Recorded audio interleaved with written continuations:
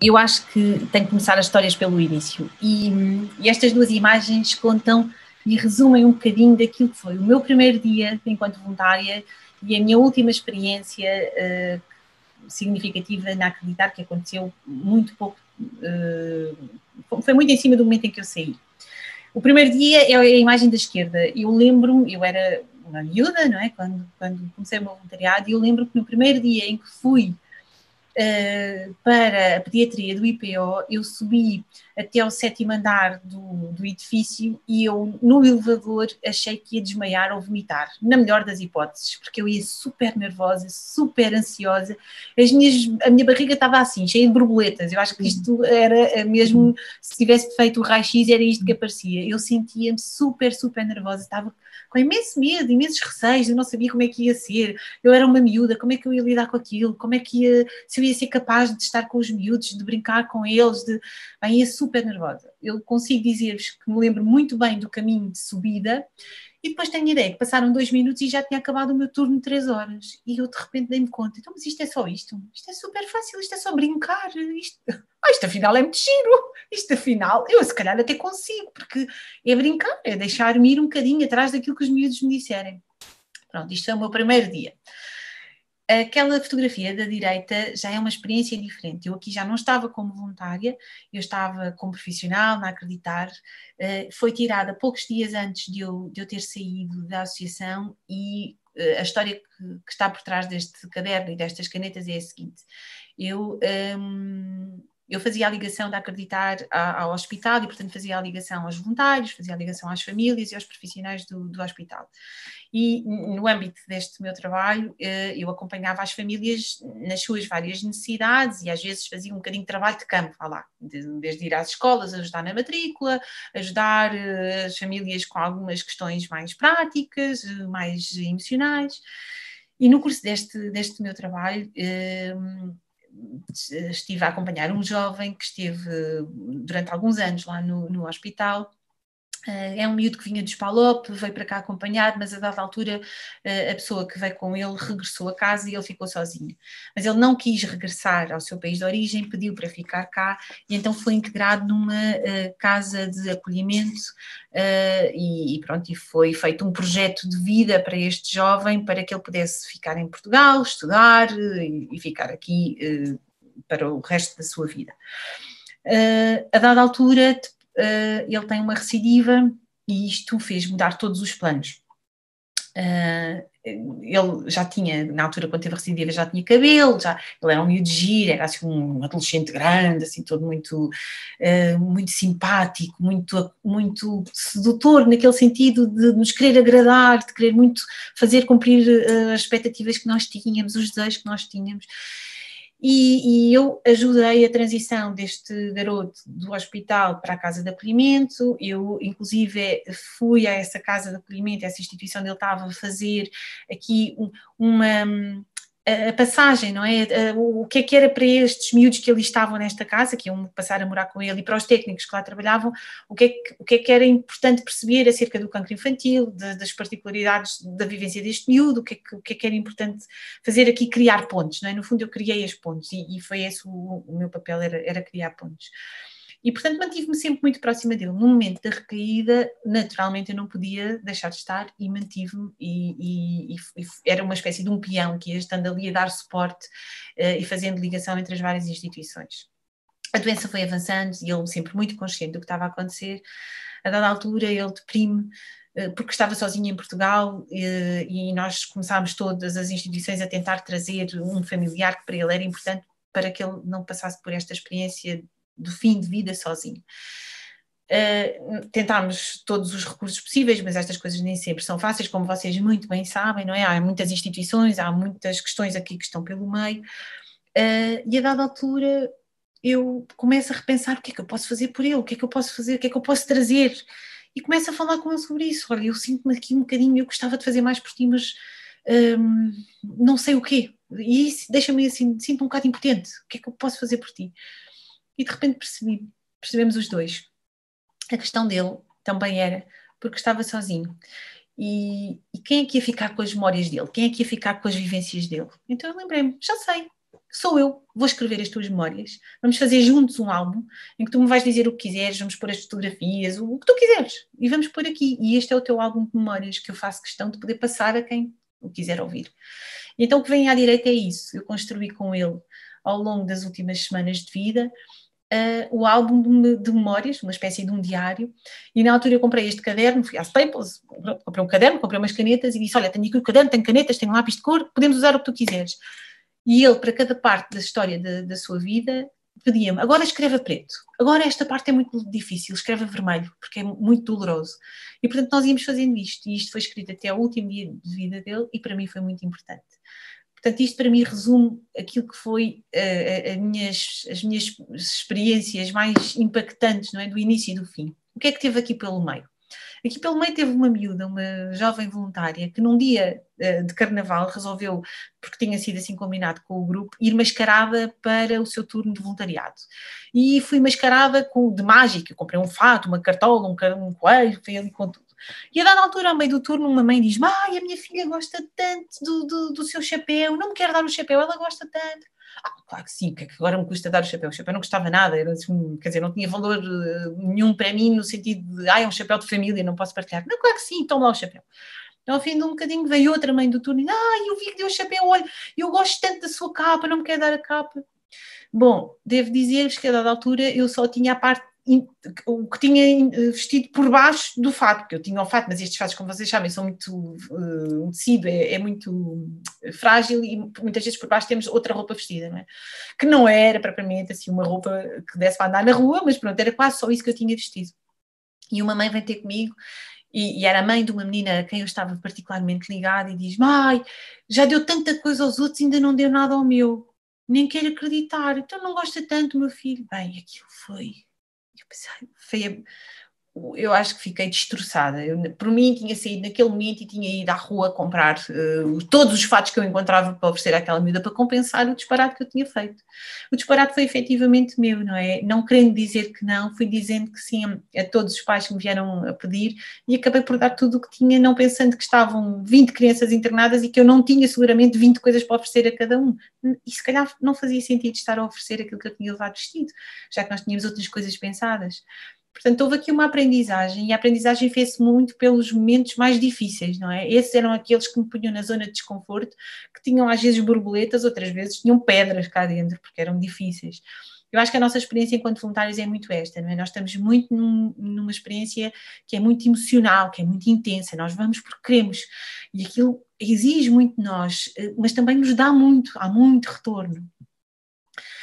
Criamos muitas expectativas, criamos muita história, não é? Nós queremos muito contribuir, nós queremos retirar daquela experiência a memória do sorriso, da satisfação, do prazer, da alegria, queremos ficar com isso porque isso nos reconforta, não é? E às vezes isso não acontece assim e nós ficamos tristes. Mas não depende só de nós a capacidade de pormos o outro feliz. Às vezes o outro fica feliz, não porque nós tivemos sucesso naquilo que nos propusemos a fazer, mas tão simplesmente porque estávamos lá. Não desiludimos no compromisso da nossa presença. Podemos não conseguir, da mesma forma que nós não conseguimos mudar a realidade destas famílias, destas crianças. Ela, infelizmente, é esta. Mas nós podemos e devemos assumir este compromisso de presença, de estar. É difícil, não sei se consigo, mas comprometo-me a estar aqui contigo. E com isso tu podes contar. Então, o voluntariado não é uma tarefa de boas pessoas, porque se assim fosse, coitadinhos de nós, que até fazemos voluntariado, éramos péssimas pessoas e a partir do momento em que não vamos fazer voluntariado porque temos que fazer outras coisas ou escolhemos fazer outras coisas, voltamos a ser más pessoas. O voluntariado é algo que é feito por todos nós, pessoas que estão conscientes e que a cada altura percebem, tenho tempo, tenho disponibilidade, há quem precise, eu posso pôr a mão na massa e é isto que eu vou fazer e vou ajudar. E é neste movimento que nós começamos o nosso voluntariado, não é? Que nós nos predispomos a estar numa organização e a representá-la e a exercer aquilo que é a missão dessa organização. O que é que nós precisamos para ser bons voluntários? Precisamos de conhecer a organização, precisamos de perceber a sua linguagem, a sua imagem, como é que ela atua, o que é que espera de nós enquanto voluntários, como é que vai investir em nós enquanto voluntários, se nos faz formação, se está connosco, se é capaz de acolher as nossas dificuldades. E depois, da nossa parte, nós temos que ter a capacidade de perceber, ok, então se eu vou estar a fazer voluntariado com pessoas, eu tenho que ter em mim presente aquelas que são as competências de relação. Eu tenho que saber comunicar, eu tenho que desenvolver a minha empatia, a minha compaixão, a minha resiliência e até desenvolver algumas estratégias de coping, aquelas estratégias que nós muitas vezes nem temos bem pensadas, mas que adotamos no dia a dia para lidar com tudo o que nos vai acontecendo. E nós não temos que ser o supra-sumo de tudo isto, mas nós procuramos e devemos procurar desenvolver estas coisas, porque nós sabemos comunicar desde o primeiro momento em que nascemos, não é? Isso é algo inato em nós, mas às vezes podemos aprender a comunicar melhor. E a empatia também é algo que se desenvolve, que se cria, que se transforma. A nossa resiliência, a nossa capacidade de lidar com a frustração, com o facto de nós às vezes não conseguirmos mesmo. Naquele dia o miúdo não está para ali virado, não quer. Ok, isso deixa-nos frustrados, nós até deixamos de fazer uma data de coisas para poder fazer isto. Mas e depois? Não é esse o nosso compromisso? É para isso que nós temos que voltar. Se eu estiver a falar muito rápido ou se quiserem interromper, interrompam, está bem? Que eu não vos estou a ver, mas consigo ouvi-los. Ok. Então, nós, para fazermos um bom voluntariado e para estarmos atentos àquilo que são as necessidades e as expectativas dos pais e das crianças com quem trabalhamos, nós temos que fazer uma coisa básica. Eu gosto muito estas imagens que aqui estão, são de uma pintora espanhola, eu acho que ela é de Barcelona, que é Eva Armisen. Eu gosto mesmo muito dela, ela tem assim uma pintura meio, parece quase infantil, mas acho muito, muito bonita. E ela tem esta em particular, que é separar o trigo do joio, não é? Se calhar mal traduzido, mas a ideia é esta. E para nós podermos cuidar melhor e corresponder e responder melhor às expectativas das famílias com quem estamos a trabalhar, nós temos que separar o trigo do joio, separar as necessidades das famílias das nossas. A nossa necessidade de querer lá estar e fazer bem, da necessidade que as famílias trazem, que às vezes é inesperada, que às vezes é difícil de perceber porque elas próprias também não estão muito certas daquilo que pretendem. Então nós temos que começar por fazer uma coisa, que é conhecermos e investir em nós. Não é? No nosso bem-estar, o que é que nós gostamos, não é? Nós todos agora disseram uma coisa que gostam, não é? Todos têm coisas que gostam, que vos trazem bem-estar, que vos trazem felicidade, alegria. É muito importante, e mais importante ainda enquanto estamos a fazer voluntariado, nós irmos procurar e investir naquilo que nos faz bem, seja na vida, no estar com os amigos, no estar com a família, no estar no passear, no conhecer outras pessoas, na pintura, seja o que for, mas temos que trazer para nós isso, porque nós só podemos dar quando temos em excesso, não quando temos em carência. Quando nós estamos bem e estamos cheios, nós temos muito para dar. Quando nós estamos em carência, nós vamos sempre estar à procura de encher. E nunca podemos, no voluntariado, procurar encher, que é algo que é uma falha nossa. Nós devemos procurar coatar e ajudar a preencher aquilo que é a necessidade dos outros, das famílias neste caso e das crianças. Portanto, nós devemos procurar participar nestas reuniões, são bons momentos de estarmos em encontro uns com os outros, revermos, não é? Vocês são de sítios tão diferentes, olha que bom ver não sei quem que eu só vejo nestas situações porque não trabalho com ele no dia-a-dia, que giro que é encontrar aqui, porque há empatia que se vai criando e estabelecendo, participar na formação contínua, saber investir mais no nosso autoconhecimento, daquilo que é nosso, não é? Sei lá, fazer aquilo que vocês sentirem que é o vosso caminho de autoconhecimento, mindfulness, yoga, meditação, praticar a autocompaixão, aceitar que nós só vamos conseguir fazer aquilo que nós conseguimos fazer, nós não temos o poder mágico de mudar o mundo, não é? E de conseguir fazer tudo. Então aceitemos que aquilo que são as nossas limitações é o melhor que nós conseguimos fazer. Ter bons hábitos de sono, cuidar de nós, não é? Comer bem, fazer exercício físico, tudo isto são formas de nós estarmos bem. E se nós estivermos bem, estamos muito mais preparados para estar ali atentos ao outro e às necessidades que ele tem. Estas foram as questões, não é? Que a Inês fez chegar, que vocês tinham trazido, não é? Resumidamente. Portanto, como interagir com crianças e famílias em fragilidade emocional? Como gerir as expectativas destas famílias?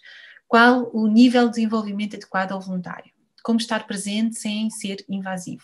E outros assuntos que às vezes vão surgindo e que acabam por estar, se calhar, até interligados ou transversalmente ligados a estas questões. Eu vou fechar aqui a partilha, porque agora eu acho que é uma fase em que me faz mais sentido, stop share, podermos olharmos e falarmos do que estar aqui com slides. Isto era mais para me orientar e vos passar aqui como é que foi o meu processo de encadeamento de ideias para chegar até aqui. Então, eu acho que é muito importante e vocês, aquelas pessoas que chegaram há pouco tempo, não sintam que estão em falta. vocês chegaram e estão com tudo. Aliás, vocês estão na melhor fase. Quem chegou há pouco tempo está cheio de pica, porque está cheio de vontade de arregaçar mangas e começar a trabalhar, não é? Bora lá! É aquele entusiasmo do início, é muito bom. Ok, falta a experiência de realizar sonhos. Não faz mal. Compensam com o entusiasmo dos novatos, que é isso mesmo que é bom. Quem cá está há mais tempo, já tem experiência, já passou por aqueles momentos em que as coisas correram bem, pelos momentos em que as coisas não correram bem, o que é que teve que ser pensado para ser mudado na próxima vez, tem esta experiência, se calhar um bocadinho mais de calmia em relação à forma de como está no voluntariado, serenamente, a seguir o rumo das coisas. Agora, infelizmente, com esta questão do Covid, eu sei, muito ficou parado e suspenso, não é? Portanto, estamos todos aqui a ter a oportunidade de voltar a ser novatos no voluntariado, não é? E que bom que isto, quando começar, vai ficar mesmo, não é? Vamos estar todos cheios de energia e com vontade de mergulhar a fundo. E isso é fabuloso. Porquê? Porque nos vai trazer uma capacidade de entrar nas coisas e de foco que é aquilo que nos leva a superar as dificuldades todas, não é? E a vontade de fazer e de fazer acontecer e de fazer ligar. E é isso que nós precisamos. Nós precisamos desta lenha, não é? Que nos aquece e que nos vai dando força de fazer mexer. Quando trabalhamos com crianças e com famílias, nós temos que sempre lembrar e algo que é importante. Nós não trabalhamos com um, trabalhamos com muitos.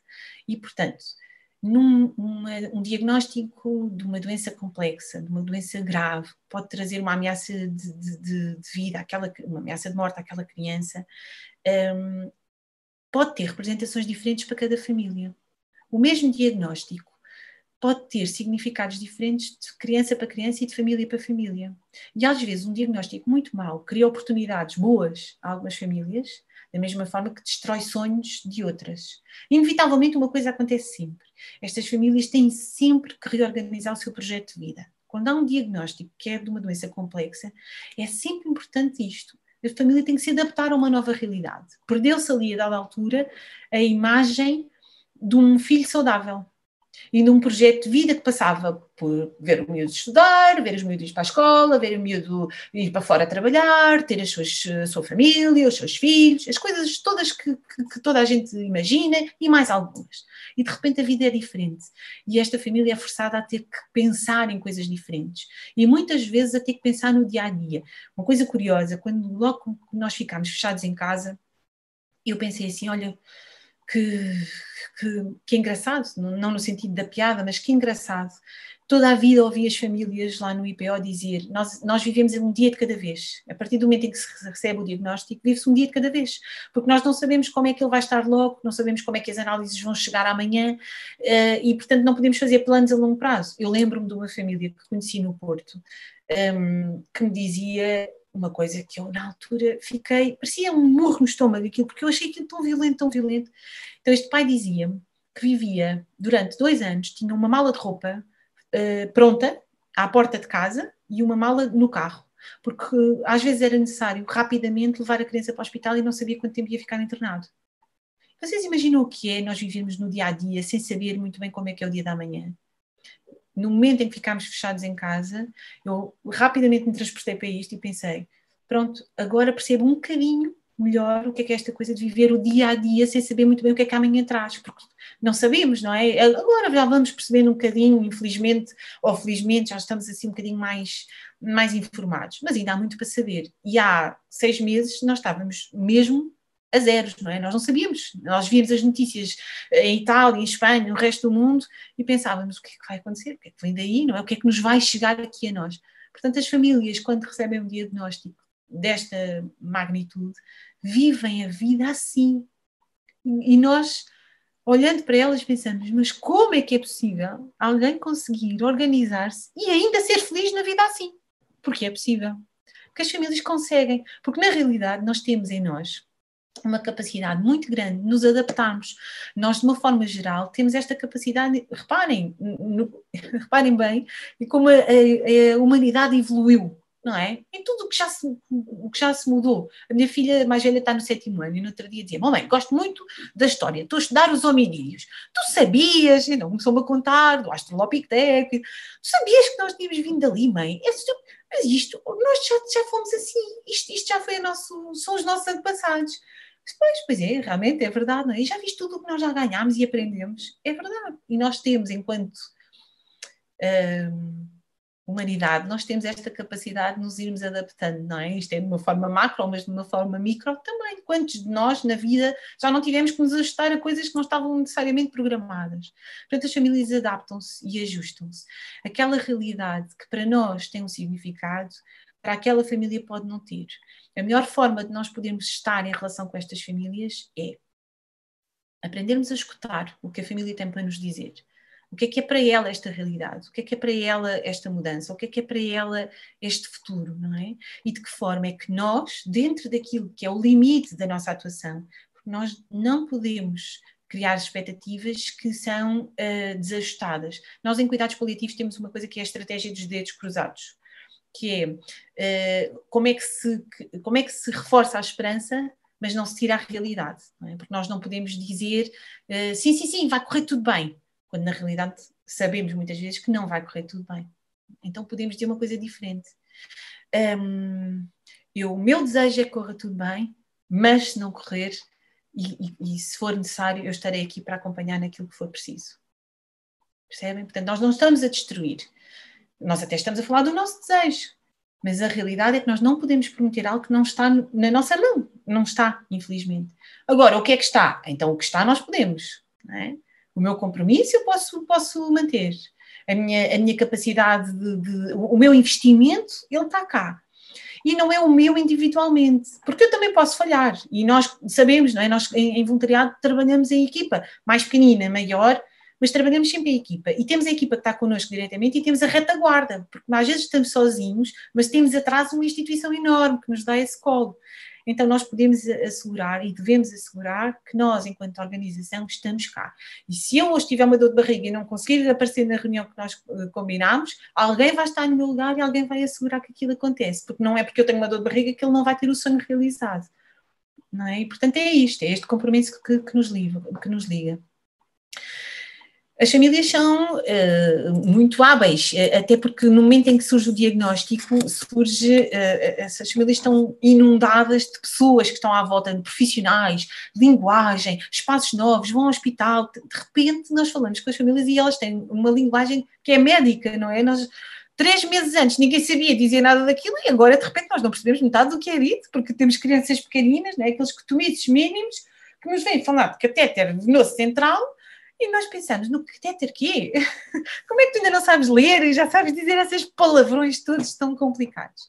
Porque isto faz parte da vida deles, não é? E eles sabem perfeitamente, mesmo que a criança não tenha a capacidade, pela maturidade ou pela experiência de vida, que não tenha a capacidade de dizer, olha, o que se passa comigo é isto, assim, assim. Ela consegue sempre dizer como se sente, aquilo que não gosta, aquilo que quer, aquilo que não quer, ela isso consegue. Às vezes há miúdos que são muito, têm uma capacidade vocal de dizer as coisas e muito claramente dizer eu não gosto disso, eu não gosto que me façam aquilo. Às vezes outros são mais caladinhos e não conseguem dizê-lo, mas se calhar vão dizer de outra forma, porque nós comunicamos não só pelas palavras que dizemos, mas comunicamos muito mais pelo nosso comportamento, pela expressão facial, pela forma como respiramos. Sabem aquela fase dos adolescentes que nós falamos, eles fazem... Não é? Quem tem adolescentes em casa, hoje de manhã, vou dar aqui uma inconfidência, hoje de manhã eu disse qualquer coisa à minha filha, ela fez...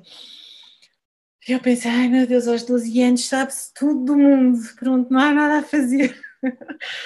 Mas ela não disse nada, ela só revirou os olhos, mas aquele revirar de olhos para mim teve imenso conteúdo, não é? Que consegui ler dali, oh mãe, já chega, não venhas com essas coisas, agora vou levar um casaco, lá estás tu com essas coisas, eu vou com a mochila pesada, eu já tenho camisola vestida, porque é que queres que eu vá tão vestida? Pronto, aquelas coisas normais.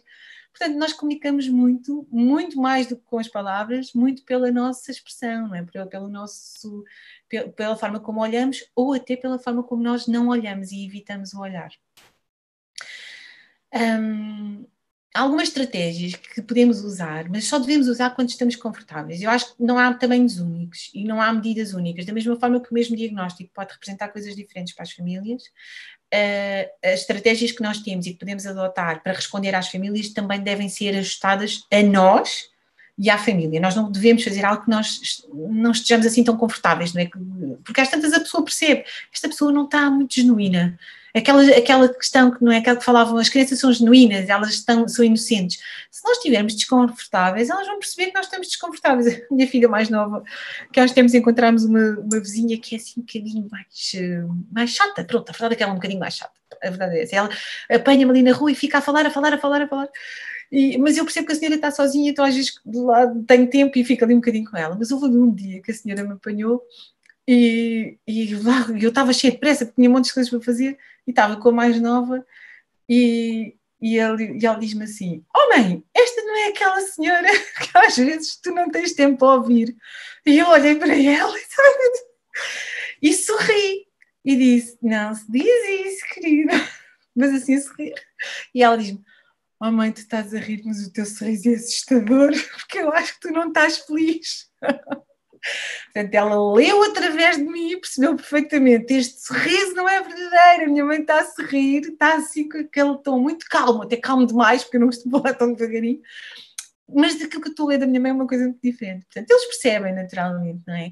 Só que, claro, são pequenos, estão numa fase de desenvolvimento, ainda têm experiências para viver e às vezes não conseguem integrar e interpretar da mesma forma que nós, adultos, que já temos algumas vivências que nos permitem olhar para as situações e pensar: eu reconheço isto é, eu já vivi isto antes, isto foi, pronto, e fazemos esta integração.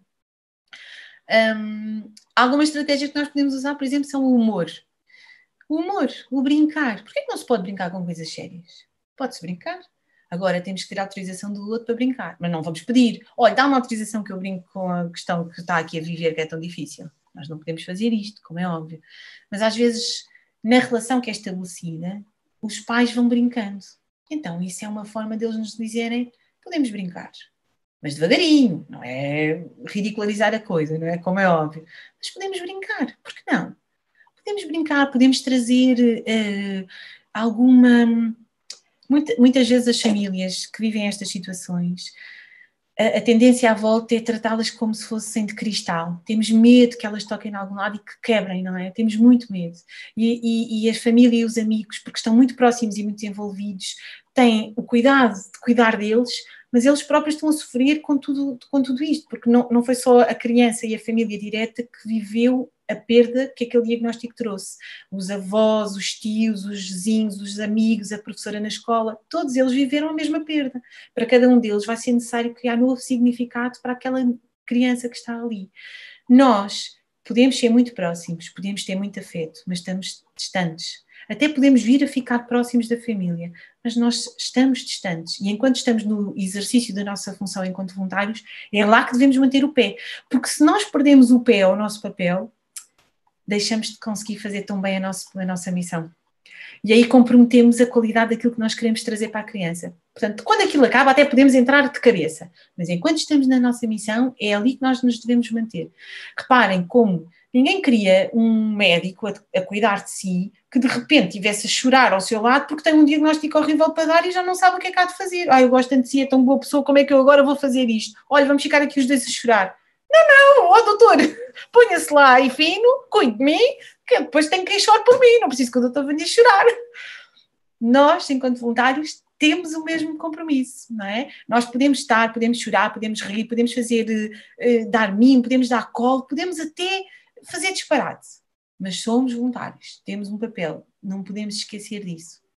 E é nesse exercício do nosso papel e da nossa função que nós devemos estar atentos. Devemos, muito mais do que falar, ouvir. Se nós estivermos genuinamente a ouvir não só o que é dito, mas também o que não é dito, e principalmente o que não é dito, não é? Nós aí conseguimos ir retirando as informações necessárias. E quando temos dúvidas, perguntamos. Não tem nada de mal.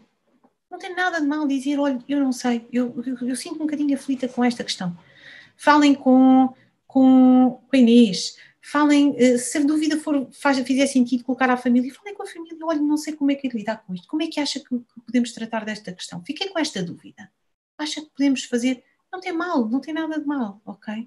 Estas questões não mostram fragilidade, ok? Mostram que naquele momento não sabemos a resposta. E depois? Nós estamos todos à procura. a tal honestidade, não é, que nós gostamos, não é, que percebemos que a criança tem connosco, nós devemos ter com as famílias que estamos a acompanhar e a apoiar. Porque é isso que elas esperam, não é mais nem menos.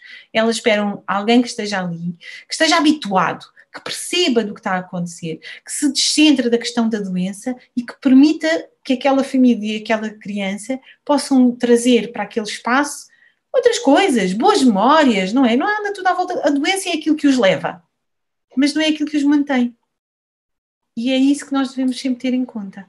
Ouvir, ouvir, ouvir, ouvir, ouvir, ouvir, ouvir, com o coração, não é só com os ouvidos, ouvir com o coração, ouvir com a nossa intuição e partilhar aquilo que nós sentimos, porque às vezes aquilo que nós estamos a sentir pode ser exatamente aquilo que o outro está a sentir ou não. Se nós não validarmos, às tantas corremos o risco de ir pelo caminho errado. E depois estamos só a perder tempo. E isso não é bom. Nem para nós, nem para eles, como é óbvio. Eu vou parar aqui um bocadinho que eu acho que já falei muito. Mas... Olha, fantástico. Acho que são aqui algumas boas dicas. Eu ia também, e agora se calhar abro a sessão para quem tiver perguntas para colocar a Alexandra, claro, até de exemplos que vocês já foram passando ou que estão a passar com famílias, estejam à vontade. Eu ia começar por perguntar,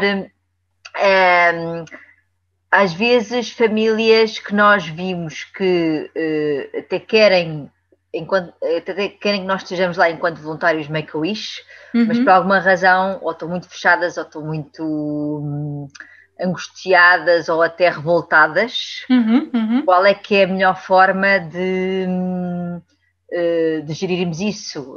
Se calhar nesse dia só quase estarmos, como tu dizias bem, estou aqui, estou presente, e então deixar a coisa correr e voltar noutra vez, insistir, não insistir, ou se às tantas nós vemos que ao longo do percurso é sempre muito difícil chegar àquela mãe, como é que eu giro isso? Será que ela quer? Será que ela nos quer ali? Será que não? Saímos? Qual é que seria assim o teu conselho, com base também na tua experiência? Olha, eu acho que às vezes a dificuldade das famílias pode ser por não perceberem mesmo o que é que lhes podemos trazer, não é? O que é que a vossa presença naquele dia lhes pode trazer. Porque às vezes parece muito óbvio, é muito fácil de entender, mas as famílias estão num turbilhão de emoções e de acontecimentos que torna às vezes difícil até do ponto de vista cognitivo integrar aquilo, não é? Parece que estamos ali numa linguagem ligeiramente diferente daquela que é partilhada por todos. Portanto, às vezes é importante, se for possível, naquele dia estar, não é? sem necessidade de estar a cumprir aquele objetivo, mas se calhar o estar para criar relação. Porque eu acho que muito daquilo que é feito como resultado da relação. Se houver uma boa relação bem estabelecida, um bom vínculo, então aí é possível fazer a construção que se espera a seguir. Não havendo essa relação, é muito mais difícil. Até porque às vezes, e nós sabemos, agora se calhar não vou ser assim, agora se calhar vou dizer uma coisa que não é assim tão simpática.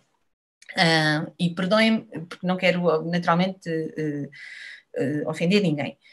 Mas nós conhecemos muitas famílias neste contexto, não é? E conhecemos famílias que estão organizadas e famílias que são muito saudáveis, mas também conhecemos famílias que não são muito simpáticas, não é? E que não estão assim tão bem organizadas e que às vezes até não estão a pensar assim tanto na criança e que às vezes até tiram alguns benefícios para si próprios desta situação sem que isso beneficie a criança. E nós sabemos disto, não é? E isto acontece. Isto não, porque a doença não acontece só às boas pessoas, a doença acontece a qualquer pessoa, não é? Não há aqui um critério de os bons pagam, os maus passam pelos pingos da chuva, acontece a toda a gente. Portanto, às vezes nestes processos nós encontramos famílias que efetivamente estão com um objetivo que não é o objetivo para o qual a Make-A-Wish está a trabalhar, não é? Que é, no fundo, proporcionar à criança. Eu acho que é sempre importante, claro, a criança não pode ser prejudicada, não é? Nem penalizada quando nós percebemos que a família está de uma forma menos... eu não posso dizer menos honesta, porque eu não acho que seja menos honesta. Eu acho que é menos solidária, vá lá, com o seu filho. Mas se calhar temos que pôr mais limites nestas famílias, temos que de facto, trazer para aquela relação uma situação de maior... nós ficamos mais equiparados, não é? Nós não podemos estar só a oferecer e a trazer resposta. A família tem que ser chamada a responder, e quando a família não responde, não pode ser deixado de passar assim em branco, não é? Isso tem que ter algum tipo de consequência para a família, não para a criança, mas para a família é importante que tenha. Porque de outra forma, depois se calhar o risco é que vocês, em vez de estarem a responder ao desejo da criança e a conseguir corresponder, andam ali enrolados naquela malha daquela família que nunca mais ata nem desata, que vos tem ali debaixo do controle todo o tempo, a frustração aumenta, o tempo que se perde e nunca mais se consegue fazer desenrolar aquilo. E depois olhamos para o miúdo e pensamos, coitadinho deste miúdo, ele só queria não sei o quê, isto era tão simples, porque é que isto não arranca, não é? Porque é que isto não avança? Portanto, há famílias que são muito manipuladoras, não é? Há famílias que são famílias menos bonitas, e nós temos que estar preparados para isso, não é? Às vezes nem são necessariamente famílias que sejam conflituosas. O risco é maior quando a família é muito sedutora, quando se vitimiza muito, quando nós de repente percebemos esta família não tem nada, e às vezes é mesmo isto, acaba por ser quase, repara, às vezes é quase sobrevivência. Este é o meu modo de estar na vida, porque eu não tenho efetivamente nada, e portanto se eu não me puser nesta postura de seduzir, não é? De encantar o outro com a minha fragilidade, eu não consigo nada, porque eu não recebo, não tenho ordenado, não recebo apoio, não tenho não sei o quê, eu tenho falta de comida na mesa, portanto eu tenho que ser desta forma solteira para trazer. Eu acho que aí a vossa missão é muito clara, não é? Vocês não vão entrar em campo para resolver estes problemas todos, desde que seja claro, ok, isto é um problema, o máximo que eu posso fazer se calhar é alertar os profissionais de saúde que estão em campo nestas áreas para eles estarem atentos a estas necessidades. Eu acho que aqui os voluntários têm um papel fantástico, que é, os profissionais estão no seu contexto, que muitas vezes é hermético. O contexto do hospital permite ver uma fatia da realidade daquela pessoa, não permite ver a realidade do dia-a-dia da pessoa. Os voluntários que não estão no hospital, não é? Ou que até estão, mas estão numa relação mais de par com as famílias, às vezes têm noção de coisas que os profissionais nem imaginam, nem têm ideia, não é? Quando vamos à casa de alguém, entramos num espaço de intimidade e isso é um privilégio, no sentido em que nós entramos e pensamos. Eu lembro uma vez de entrar numa casa de uma família muito, muito, muito, muito carenciada, mas a senhora sempre me pareceu assim muito organizada, e eu entrei lá na casa dela e a casa era uma casa humilde, era mesmo humilde, não tinha grande conforto, percebem? Não tinha... não era uma casa quente, era uma casa fria, aquilo era inverno, estava assim uma zona, era muito fria, muito desconfortável, mas era uma casa, era isto, mas era uma casa, porque aquela senhora era extraordinária, ela conseguiu transformar aquele casebre numa casa, porque pronto, coitada nas suas coisas, naquilo que conseguiu fazer, e depois remendava isto e remendava aquilo e apanhava não sei o quê e fez a sua casinha assim. E eu, quando partilhei isto com a equipa, não havia bem esta noção. Eu achava que até morava numa casa melhor, porque ela até tem assim um ar muito... Tem, mas é porque é uma senhora que tem este aspecto, não é? Que tem esta postura mais defensiva, mas quando vamos lá é que percebemos a realidade. Portanto, os voluntários têm esta capacidade de perceber esta realidade. Às vezes percebemos que há ali fragilidades e reportamos a quem as deve tomar conta, não é? Quem deve pegar nelas e tentar gerir. Agora, limites, sempre. Acho que os limites devem ser sempre postos. Pois, e daí também a importância, como tu dizias, de estarmos bem nós, não é? Nesses casos, quando nos encontramos com desafios maiores, a importância de estarmos bem. E os limites, acho que, como também dizes, temos sempre que os impor. Mais perguntas que queiram fazer? Nélia, evita aí a rir. Achei o microfone, desculpa. Parece que ela estava a falar de uma situação que a gente acabou de passar. Exatamente. E eu estava a concordar com tudo, porque foi um bocado complicado, porque nós, o grupo de voluntários, começámos também nós a descontrolar umas com as outras. E eu já dizia que aquele desejo não era meu, que só estava a ajudar, que elas que se arrascassem, que eu é que tinha feito tudo. E depois, no fim, a gente teve mesmo foi que nos controlarmos, porque o problema não era nosso. E o problema não era da miúda, o problema era da mãe da miúda. Mas a gente estava ali para realizar o desejo dela e foi o que a gente fez. E correu até mais ou menos bem. Mas serviu-nos de lição. E é uma coisa que a gente se calhar não tem estado a fazer muito, é impor limites. A gente não tem estado a impor limites. Vamos deixando andar, porque aquela coitadinha não tem a culpa de ter aquela mãe ou de ter aquele pai, mas temos que pôr alguns limites. E serviu para mim, que já realizei muitos desejos, aquilo serviu mesmo serviu-me de lição. Também foi numa ocasião muito complicada da pandemia, levou muitos anos, muito tempo a fazer o desejo, mas foi complicado. E depois, nós não estamos aqui para agradecimentos, mas nem um obrigado. Dói. No fundo, acaba por doer. Foi muito complicado. Foi muito complicado. Mas pronto, a menina realizou o seu desejo, cumprimos o nosso dever e realmente servimos de lição, mas foi desgastante. Foi o mesmo foi o único que realizámos este ano e acho que foi o mesmo que tivemos realizado 5 ou 6. Tal foi a exigência. Pois, sim. Foi muito complicado. E já realizámos o mesmo desejo numa outra família muito humilde e que foi lindíssimo. E este, pronto, já passou.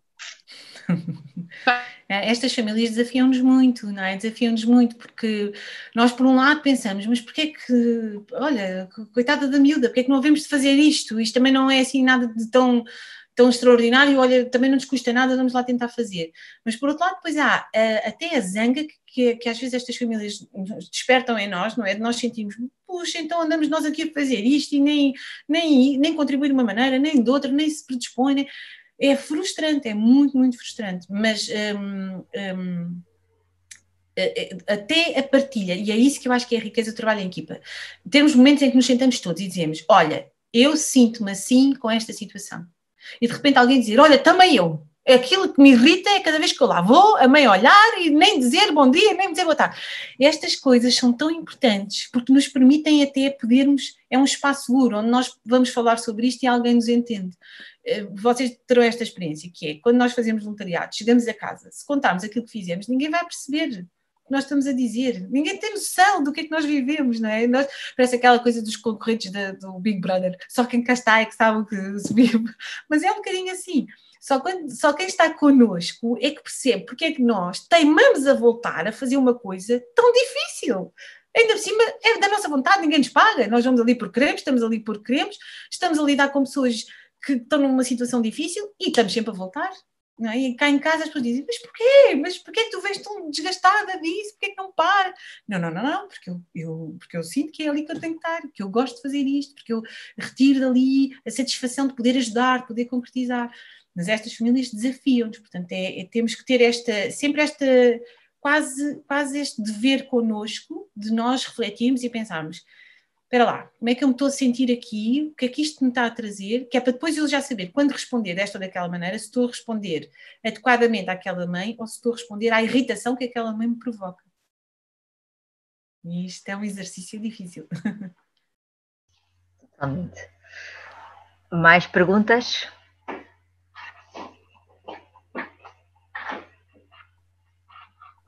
Ou partilhas que queiram fazer? Foi sempre muito sereno todos os desejos que nós concluímos. Nunca houve desencontro com famílias, felizmente. Não sei se é pela forma como nós interagimos e aquilo que eu sinto é que quando nós marcamos a reunião e aparecemos, automaticamente os pais ficam agradecidos, os jovens ficam deslumbrados. Nunca tivemos aqui nenhum desencontro, felizmente.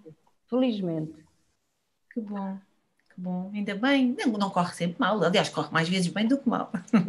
Felizmente, aqui tem sido. Nunca houve nenhum desencontro e foi por isso que eu há bocado disse que uma das coisas que eu mais gosto é de ver as famílias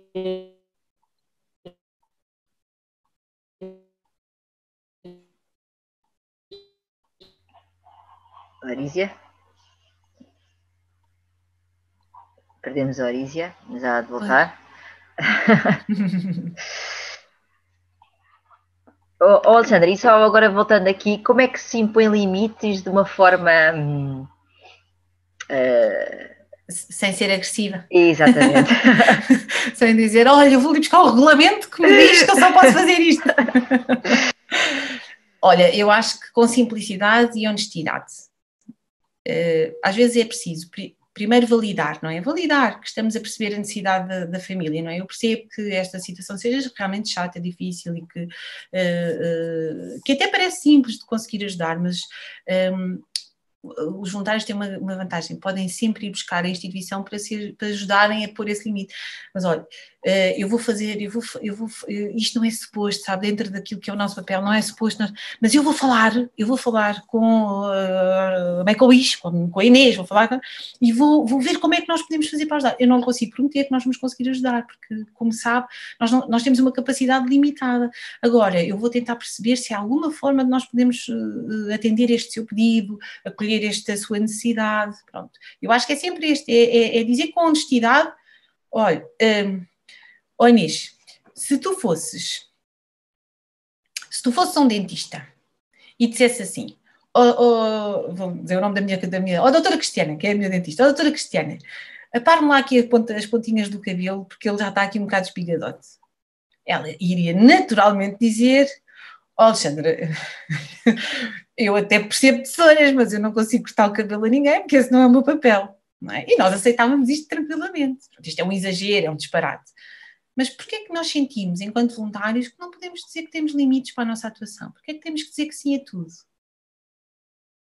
Já repararam? Se calhar no nosso trabalho, na nossa vida, há circunstâncias em que nos pedem coisas, em que nós sentimos, honestamente, eu até gostava imenso de ajudar, mas eu não consigo, não tenho maneira, olha, não tenho como, não é o meu papel.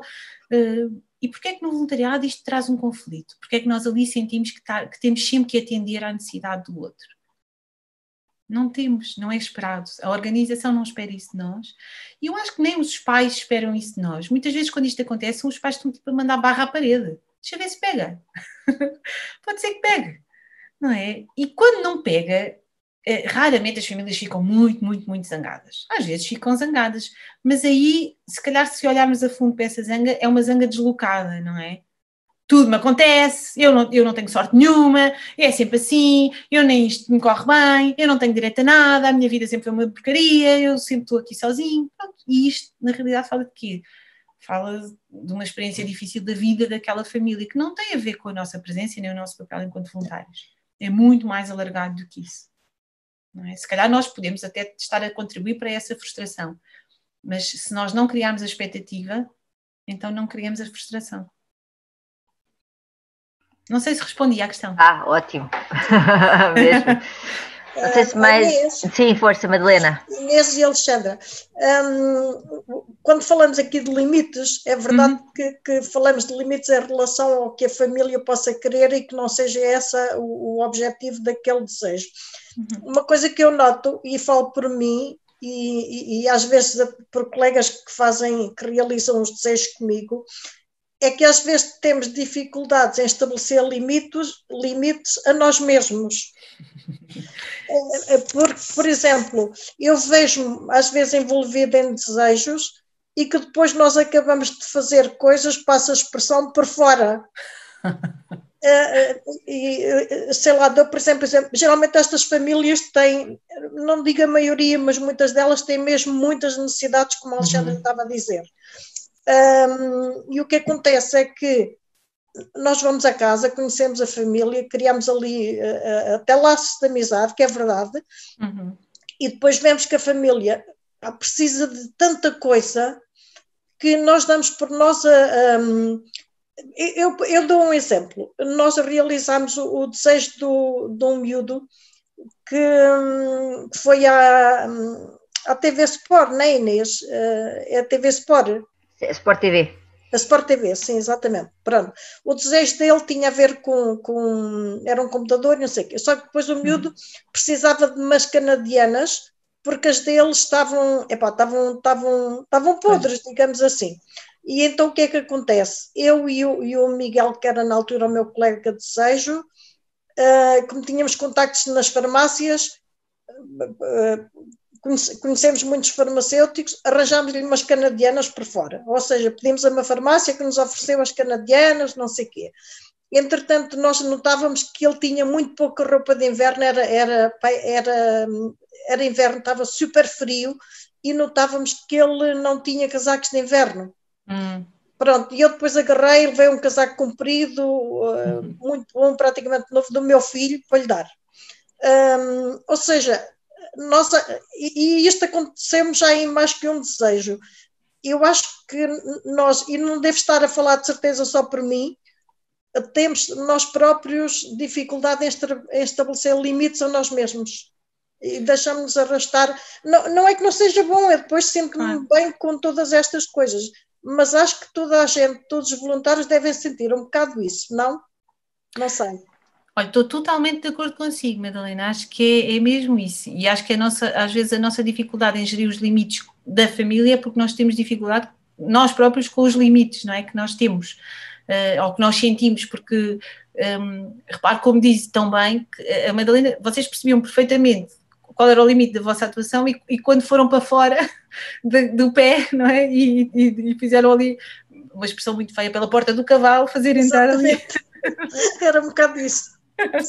Pronto, e isso é normal, claro, é muito difícil nós confrontarmos com estas situações, porque há situações que nos deixam mesmo desconfortáveis, não é? Pela falta, de repente pelo confronto com tanta fragilidade, tanta carência, com coisas que nós tão facilmente conseguimos dar resposta. Se temos casacos aqui em casa, um armário cheio de casacos, porquê que eu não ia dar um casaco a um miúdo que precisa, que está com frio, não é? Porquê? O que é que isto vai fazer? Vai arranjar espaço no meu armário e se calhar vai resolver o facto deste miúdo passar um inverno mais confortável, mais quentinho, com menos constipações, mais seguro. Portanto, é mesmo muito difícil. Isto não são questões que sejam assim fáceis de se conseguir e fazer no exercício, não é? Na prática. Sim. Temos que ter, eu acho que quando percebemos que não estamos a conseguir ou que estamos com vontade de ir para lá daquilo que é suposto, devemos sempre fazer duas coisas. Primeiro, falar com a organização e dizer, olha, eu estou a perceber isto e para mim é tão fácil conseguir dar esta ajuda, olha, como é que é? Posso falar com esta pessoa, tentar arranjar isto assim, porque eu tenho ali, eu nem preciso falar com ninguém, eu tenho ali em casa. Eu também muitas vezes, pela porta do cavalo, levava coisas, não é? E que, pronto, e pronto, e levava e dava e deixava e olha, pronto. Era preciso, uma vez era sabem aquelas almofadas que parecem um donut, umas almofadinhas. Sim. Eu tinha uma cá em casa e um dia estava lá no hospital e ela disse, o miúdo precisava, não sei o quê, mas é preciso pedir, ou não sei o quê, de compras, aquilo tinha que passar lá pela estrutura toda do IPO. Ai meu Deus, então isto nunca mais chega. Quando chega já o miúdo não precisa de nada. No dia seguinte veio a minha e já estava. Pronto, olha, já está, acreditou. Deram a acreditar, está aqui, é para dar. Pronto, ficou dada. Não disse que era eu, como é óbvio, e dei aquilo.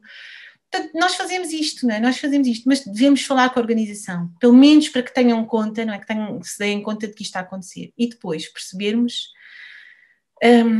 que isto pode ser arriscado, porquê? Porque isto nos coloca numa situação de risco. Ora, se nós estamos, é como a história da roupa do carnaval. Se eu estou a dar agora, porquê é que eu não hei de dar sempre? Se eu estou a dar a este, porquê é que eu não hei de dar a todos? E às vezes as famílias, se calhar aqui pode não acontecer desta forma, mas às vezes as coisas sabem-se. Às vezes as coisas sabem-se. E alguém diz, então porquê é que ao meu filho não deram mais e a este deram isto? Às vezes as pessoas medem fios de cabelo, não é preciso ser... E isto sim é perigoso, não é? Porque isto pode deixar alguém muito zangado, com razão, porque vai sempre sentir a minha necessidade é tão válida quanto a dele. Ele tem necessidade de uns sapatos novos, eu tenho necessidade de um casaco. É o risco disto, não é? Claro que isto é uma questão até de solidariedade, então caramba, nós vimos alguém a precisar, se temos em excesso, porque é que não havemos de dar, não é? Mas temos que ter noção do risco que estamos a correr. Por isso, quando falamos com a organização está lá para nos acolher e até para nos orientar. E até pode dizer assim, olha, ainda bem que disse isto, porque eu tenho aqui uma pessoa que já andava há imenso tempo a querer ajudar, vamos fazer aqui uma extensão deste desejo, deste apoio, para esta ajuda desta pessoa. E pronto. Não sei, Madalena, se lhe trouxe assim alguma ideia, mas diferente, mas olha, mas... Esta foi a minha experiência. Mas acho que focas é uma coisa muito importante, é exatamente isso, é depois às vezes nós estamos a fazer o bem, não é? E de repente não percebemos o que é que isso pode complicar a nível futuro ou a nível de, não é? E depois é verdade que nós cada vez nos apercebemos mais que isto acaba por ser também um mundo pequeno. Eles no hospital todos conhecem, sabem tudo. Todos. Sabem tudo, comentam. Olha, eu vou contar-vos uma história uma vez. Ai meu Deus, esta foi demais. Uma vez veio um grupo de voluntários ter comigo e dizer: Alexandra, precisamos muito da tua ajuda. Então, pá, eles vinham com medo, e eu não sou uma pessoa assustadora, não é? Mas pronto, percebi logo pela reação deles: já fizeram disparate. Ai meu Deus, eles faziam os disparates e eu lá ia resolver, como uma mãe, não é? Eu estava ali tipo a mãe. Então, mãe, fiz um disparate. Então vá, digam lá. Olha, sabes, é que temos aqui uma família que esteve lá no IPO há algum tempo, que eles são de Cabo Verde. A família voltou para casa e nós... Não, mentira, não é Cabo Verde. Eram dos Açores, era assim que era. Eu soube isto soube-se porque depois uma família do Cabo Verde soube desta história e veio confrontá-los com isto. É que houve uma família dos Açores que voltou para casa, coitados, eles precisavam muito, eram, pronto, uma família muito carenciada, o pai pescador, a mãe estava em casa, não sei quantos filhos. É aquele cenário que nós pensamos, isto é dantesco, não é? De repente a pessoa tem tantas necessidades, qual é a frente a que se vai atender primeiro? Então nós começámos, eram eles a mandar coisas. Todos os meses mandávamos roupa, sapatos, livros para os miúdos, material escolar. E a família, a dada altura, começa a escrever-nos. Eu agora preciso... E então começou com uma batedeira. Agora preciso de não sei o quê, de um cobertor. Então, no dia em que vieram ter comigo, é porque a família tinha pedido 2 colchões e uma máquina da louça. Alexandra, como é que nós agora vamos mandar 2 colchões e uma máquina de louça? Eu não sei como é que é de fazer isto, nós não temos este dinheiro, como é que vamos fazer? Isto agora já é demais. Já eles próprios se estavam a sentir até incomodados com os pedidos, porque deixou de ser vamos enviar porque eles, coitados, vão de precisar, passou a ser então, ainda este mês ainda não me enviaram. Então vieram ter comigo, ajuda lá, como é que a gente agora resolve isto? Que eu não sei como é que é de fazer. Claro, foi um imbróglio enorme, porque depois, entretanto, outra família de Cabo Verde, que tinha estado lá no hospital na mesma altura, também sabia e começa a dizer: então envie também para mim, porque eu aqui também preciso. Eu também tenho 5 filhos, tenho não sei o quê, tenho não sei o que mais. Bem, isto foi um 31 que resolvi isto tudo, não é? Porque, coitados, os voluntários fizeram isto com a melhor das intenções, como é óbvio, não é? Mas, sem se aperceberem, foi um tiro no pé. Foi completamente um tiro no pé. Depois puseram-se nesta empolhada. Eu também já estamos aqui a passar, eu para mim continuava, mas vou deixar espaço para uma última pergunta ou uma última partilha que alguém queira fazer, e depois se calhar vamos terminar. Sei que aí também há muita gente com jantares para fazer, mas estou a gostar imenso e vejo as vossas caras também. Acho que é uma coisa que nos diz muito, aplica-se muito ao dia a dia enquanto voluntário. E pronto, desde já agradeço-te, Alexandra, mas não sei se então deixo aqui espaço para uma última partilha / questão que queiram fazer.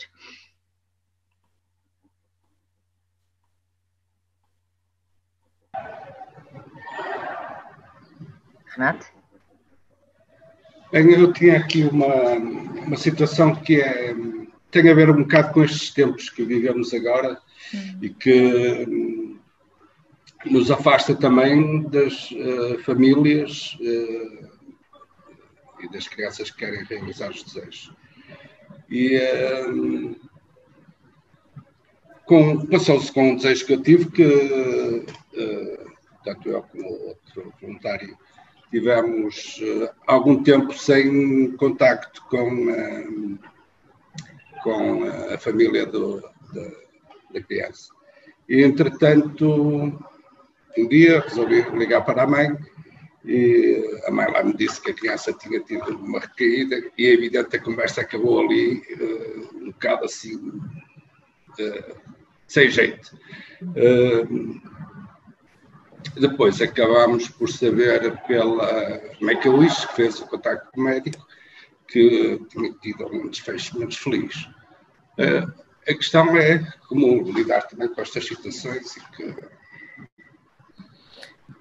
como lidar com o desaparecimento dos miúdos e o facto de nós não termos conseguido cumprir aquilo que tinha sido o nosso papel. Claro. Essa é de facto a situação mais difícil, não é? É nós sentirmos que de alguma forma, por circunstâncias até que são alheias à nossa vontade, nós não conseguimos levar aquilo até ao fim. E por outro lado, lidar com aquilo que é sempre injusto. Uma morte de uma criança é sempre injusta, não é? Nunca há sentido que nós possamos encontrar numa morte prematura, e a morte de uma criança é sempre prematura, ainda há muito para viver. Eu acho que isso eu acho que é algo que é importante que nós devemos reter. Houve uma altura em que esta criança e esta família perceberam o vosso compromisso. Perceberam que estavam lá, perceberam o vosso investimento, a vossa vontade, o vosso desejo. E se ainda que não tenha sido possível concretizar esta que tinha sido a vontade, por motivos que não foi o vosso investimento, não foi o vosso esquecimento, ela não deixou de ser suficientemente interessante. Infelizmente esta situação aconteceu e todos nós tivemos que travar o que estávamos a fazer abruptamente, não é? E deixámos de ter algum controle sobre a nossa vida. Deixámos. Mas ela soube que durante algum tempo, e se fosse essa a vossa vontade, não é? Se dependesse apenas da vossa vontade, vocês estavam lá e iriam fazer isto até ao fim. E eu acho que para a mãe, se calhar ainda é uma questão recente, ainda é cedo, mas esta mãe vai perceber e vai sentir sempre que vocês se mantiveram presentes e o investimento era igual. E que a dor dele ter partido, ou dela, desta criança ter partido, faz-se acompanhar também pela dor de não ter sido possível fazer isto. Não é? O filho foi suficientemente importante para marcar também a vossa vida naquilo que era o desejo, não só o desejo dele, mas o vosso desejo também. Porque vocês não cumprem só os desejos das crianças, vocês estão a cumprir os vossos desejos, de corresponder aos desejos deles. É sempre difícil. Não há forma leve de nós sentirmos a perda de uma criança. Pode ser vivida com... Às vezes há famílias que vivem isto com alguma serenidade, porque se vão preparando até esse momento, não é? Porque a doença assim se vai encaminhando, porque eles vão vendo os outros que estão à volta e vão percebendo, espera, isto acontece, se acontece aos outros também pode acontecer ao meu. E ainda que não seja falado, é um medo que está lá, muitas vezes latente, que vem da noite, não é? Que às vezes naquelas coisas que as famílias não dizem nada, mas nós no olhar da família percebemos ali uma troca de olhares que diz muito, não é? A família está ali assustada. Nós não podemos, infelizmente, trazer a vida, mas podemos trazer o valor da vida.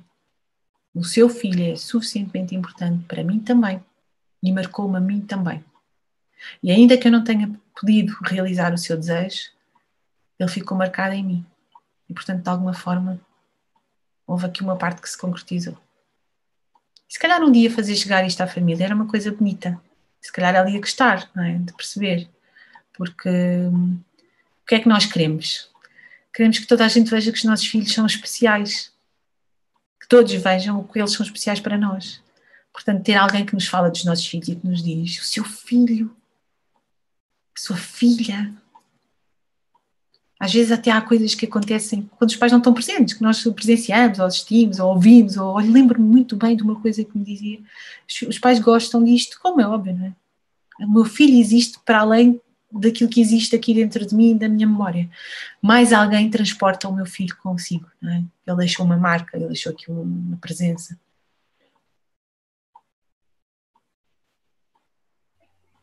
Obrigada. Espetáculo. Já agora, eu sei que a Sílvia quer fazer aqui uma última pergunta. Sílvia, é rápido, não é? Não. Não, mas já agora só uma coisa. Um dos temas que nós vamos abordar também em 2021 dentro destas Make a Connection também vai ser sobre o luto, só para vocês saberem. Portanto, depois vamos ter essa parte em 2021, vamos lá chegar. Também só fica aqui já lançado, está bem? Sílvia, muito rápido, temos mesmo que terminar. Sim, é muito rápido, é uma questão, uma espécie também de partilha, porque os meus desejos têm sido muito à base da negação das crianças. Tem sido muito difícil por parte das crianças. Mesmo muito complicado. Não tanto pelos pais, que às vezes também começa por aí, mas porque eles não querem, ou querem só aquilo, mas depois não querem nada. Tem sido mesmo muito complicado dar a volta, a chegar, que eles ir buscar um bocado mais deles tem sido mesmo muito complicado, e a mim tem-me calhado esses desejos, sim, bastante difíceis. E não pode usar os pais para esse, ou seja, não sendo diretamente... São complicados. Ok. Aliás, um deles era pai e filho, mãe e filho, que tinham ali uma ligação complicada, e depois eu acabei por levar por tabela. Pois. Mas não querem nada, na realização não querem nada, pronto, é sempre a negação. Nós temos levado assim um bocadinho, é difícil, às vezes é parte deles. Claro. Conseguir chegar lá tem sido difícil. Claro, sim, acredito. O esforço que exige é muito grande, não é? De conseguir concretizar e chegar ao objetivo. Eu acho que há duas coisas. Uma é, vocês trabalham na área da criatividade, vocês levam fantasia. O que vocês fazem é criar um terreno fértil para a fantasia dos pais e dos filhos, para que ela possa emergir, e dessa fantasia vem a ideia do sonho. E vocês materializam esse sonho. Portanto, vocês primeiro potenciam a fantasia, a criatividade, e depois vocês agarram-na e transformam-na em qualquer coisa real, concreta, não é? E às vezes para os miúdos isto é um desafio grande, porque nem sempre as famílias têm a capacidade de fantasiar. Às vezes vivem muito do concreto, o objetivo, o que é material, o que é, não é? Não conseguem sair daquela coisa fechada. Isto é um lado. A dificuldade que têm em estimular esta criatividade. E às vezes é quase... se calhar a minha sugestão seria levar os pais a retroceder à sua infância, à altura em que eles eram capazes de ser criativos, para que eles consigam estimular essa criatividade nos miúdos.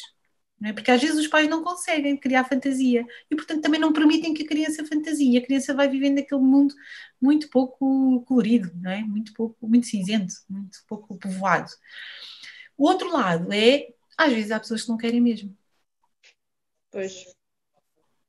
Às vezes há pessoas que não querem mesmo. Não querem. E nós temos que aceitar isso também, não é? Se calhar até se pode concretizar, não tanto naquilo que poderia ser, mas aceitar que é assim, e que se calhar para ela o objetivo foi cumprido, foi realizado. Mas às vezes alguns a gente até consegue. Claro! Até vivem. Claro que sim, porque a vontade está lá e, portanto, não desistem à primeira. Muito bem. Ana Paula, diz só o que tiveres a dizer e acabamos, está bem? Já não vou deixar mais ninguém falar. Agora já vou entrar em modo general. É sobre isto que disse agora. Eu tive uma situação que foi, o menino foi conhecer o Messi, que falamos quando nós começamos. Ele teve ano e meio à espera para ir conhecer o Messi. Foi das entrevistas piores que eu consegui com o miúdo, que ele não sabia, ele dizia que ninguém conseguia nada, que nós não íamos ser capazes, que não sei o quê, que não sei o que mais. O que é certo é que no final, quando ele foi ver o Messi, eu nunca vi um miúdo tão feliz. Ele não acreditava o que é que ia acontecer. E foi fantástico. Por isso, é tudo uma questão de... Era só porque já me aconteceu isto. Nem era a mãe, era ele. Ele não gostava de nada, não queria nada, não acreditava, não sei o quê. Mas depois foi fantástico. Foi fantástico. Por isso é uma questão da gente, não sei, conseguir gerir e tentar da melhor maneira, mas depois foi maravilhoso. Quando o miúdo é assim, que não quer nada, depois acaba por ser fantástico. O espanto é maior, não é? O espanto é maior. Afinal aconteceu mesmo. Ele estava mesmo zangado com tudo e com todos. Depois, quando aconteceu, ele dizia que não se acreditava no que ia acontecer. E aconteceu. Está bem? Pronto. Obrigada. Olha, e ficamos aqui com este momento de altas. Eu quero agradecer a todos. Eu sei que já passou bastante daquilo que... Mas estava tão interessante. Eu acho que desculpem também ter passado o tempo. Não, eu é que desculpo também a ti, Alexandra, porque também sei que tens jantares e filhas e tudo mais, mas olha, obrigada. Soube mesmo bem. E quem sabe, se calhar para o ano convido aqui para outro tema, se aceitares. Claro que sim, conta sempre comigo.